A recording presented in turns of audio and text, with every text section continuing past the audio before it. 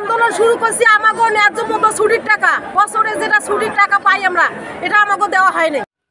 ফের সিদ্ধিরগঞ্জ চৌধুরীবাড়ি এলাকায় PM NEET garments আবারও শ্রমিক আন্দোলন। পাওনা আদায়ের দাবিতে শ্রমিক ইতিমধ্যে রাস্তায় নেমে এসে রাস্তা অবরুদ্ধ করে রেখেছে। চলাচল করতে পারছে না সাধারণ যাত্রীবাহী গাড়ি এবং সাধারণ মানুষ। এতে করে বিভ্রান্ত পড়ছে পথচারীরা। পিএম নিট গার্মেন্টসে সকাল ৯টা থেকেই চলছে এই আন্দোলন। বেলা বাড়ার সাথে সাথেই দুপুরে লাঞ্চ হওয়ার পর থেকেই আন্দোলন চালিয়ে যাচ্ছে শ্রমিকরা। এতে করে তাদেরকে প্রশ্ন করলে তারা বলে, আমরা আন্দোলন শুরু করছি আমাকে ন্যায্য মতো ছুটির টাকা বছরে যেটা ছুটির টাকা পাই আমরা এটা আমাকে দেওয়া হয়নি।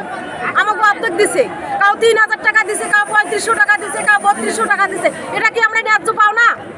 ৫ বছর আজকে ১৫ বছর থেকে চাকরি করি, একটা ছুটি পাস করাইতে পারি নাই। একটা ছুটি পাস আজকে আমাকে মালিকে মানছে যে আমাকে ১ বছর কাজ ছুটির টাকা দিল না। কি কারণে আমাকে ছুটির টাকা এইভাবে দিল? কেন আমরা লাঞ্ছিত হই? কেন আমরা পথে নামি?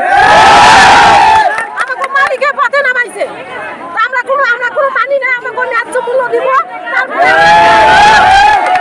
আমরা ন্যায্য মূল্য পাও না। আমরা দাবি করছি, আমরা দাবি করছি সেটা আমাকে দিতে হবে। আমাকে পাও না, আমাকে বুঝে দিব। আমরা তো মালিকের চাইতেছি না যে মালিকটা আমাকে দেব। আমরা যেটা পরিশ্রম করছি এটি আমাকে দেব।